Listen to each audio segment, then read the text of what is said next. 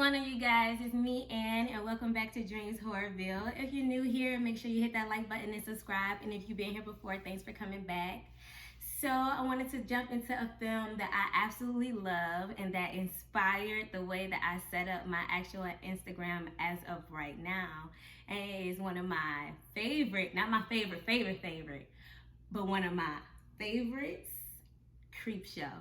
I absolutely love CreepShow. I don't know why. I think it was the colors that kind of drew me in. So that film is very important to me because I absolutely adore CreepShow. It was so entertaining. It had its scares. It was very funny. And it's just something that you can definitely enjoy. You know, it's not too much gore. It's not too much blood. Not a lot of X-rated scenes. Is this movie kid friendly? I wouldn't say kid friendly, maybe 10 and up. I'll say 10 and up. So with this film right here, I told myself that I'm gonna start taking notes so I don't lose track, because sometimes I lose track and it just throws me off. So a couple of fun facts. Okay, so this came out in 1982. It was directed by George Romero, screenplay, of course, by Stephen King, and it was inspired from 1950s horror comics. The look and tone and style with like the red blue lights and like the pink lights and like the purple lights. I'm gonna actually include some of my photos and stuff over here and some photos and stuff from CreepShow so you guys can kind of see exactly what I mean by I basically set up my social media Instagram from the movie CreepShow, and I never told anybody that, so that is a fun fact. Another fun fact in this film, oh my god, I think the guy name is Tony. I cannot believe I didn't write this down. Typical, but anywho, it was the guy from Dusk Till Dawn. He actually did the makeup for this film, and that was so cool. I love reading about films and watching the behind the scenes and them telling me the story of how something happened. So the behind the scenes for this movie is really, really fun, and I'm going to include the photo from the guy from Dusk Till Dawn to him showing you how he did the makeup for the actors on sets. Okay, so one thing about this film I want to say that I really liked about it was the fact that it did get inspired by a comic book. I wasn't really a comic book fan like that, but I love how they took stories and placed it into one movie. So it's a total of 5 different movies, well, 5 different stories, I shall say. And they were all so good, so good. I absolutely love the very beginning. From the beginning, the father that's like getting his son together over a comic book. It's like, sir, you're not that mad, you know? And he tripped me out with that whole, that's why God made fathers. That's why he made fathers. Sir, no, he did not make you a father to be an a-hole, okay? So the Father's Day, the very first episode was so entertaining for what it was worth. I absolutely love how the grandkids gather and they were talking trash and just drinking. It just gave me relatable vibes, you know what I'm saying? And the father was just as crazy, which is why the daughter basically snapped.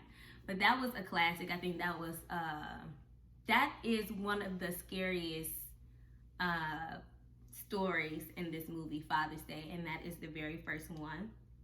The second one is called The Lonesome Death of Jordy Verrill. And I thought that this one was really dope because this actually included Stephen King. And it was so funny because I always wondered what he looked like. I'm like, what does Stephen King look like? Like, how does he look? And one day I just sat at home and I just watched the credits. And I'm like, oh my God, is that him? Is that the man that had the grass on his tongue? Like, wow. And come to find out, it really was. His acting was so funny. And that is, I don't want to say that's how I would have responded to that. But his, the way that he was talking and stuff like that, it was very entertaining.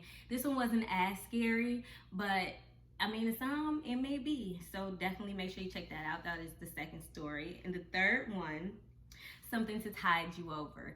Okay, this one is kind of scary as well. It's about a man who finds out that his wife is cheating on him with a younger guy. So basically, he snaps and he kidnaps them and makes them bury themselves and forces them to try to get out. But of course, you can't.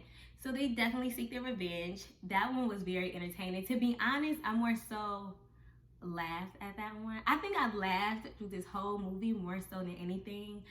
Now that I think about it, I don't really get scared like that. But this one, I don't think it was necessarily meant to be very scary, but just a little horror story. So this was a really good horror story. And I also like the colors in this one as well. The next story, which is about a monster that was in the crate, and that is actually called The Crate. It was discovered by the janitor at a school, and he let the professor know. But the professor has a wife, and she is just out of control. She just do too much. And it's like, I honestly can see why he was over her, you know? I can't stand people that are like that, just do too much. So I think I like this story. If I had to rate them, this story would definitely come in maybe third place for sure. Because it was relatable, you know, she just made his life so hard, but he made sure he handled that. And the very last story, one, to be honest, I don't even watch. I turn it off at this point because I don't really do bugs. And yeah, so the last one is called They're Creeping Up on You. And yes, they were. I just cannot get with bugs, no way, shape, or form. I can't kill bugs. I don't like to see bugs.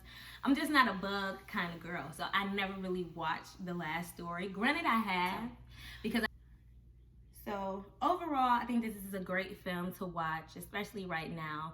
I know that they do have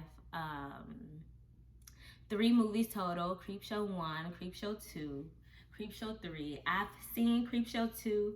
I haven't seen CreepShow 3. CreepShow 2 was okay. I wasn't as much of a fan as I was with the first one. But come to find out, I don't know if you guys are aware of Tales from the Dark Side, but that technically was supposed to have been a part of a CreepShow.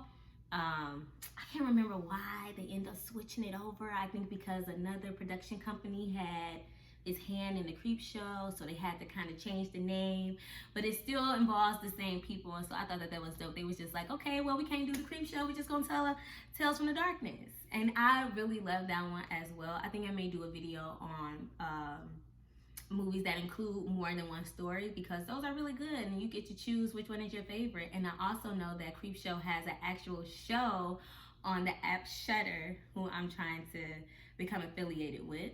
I love those series.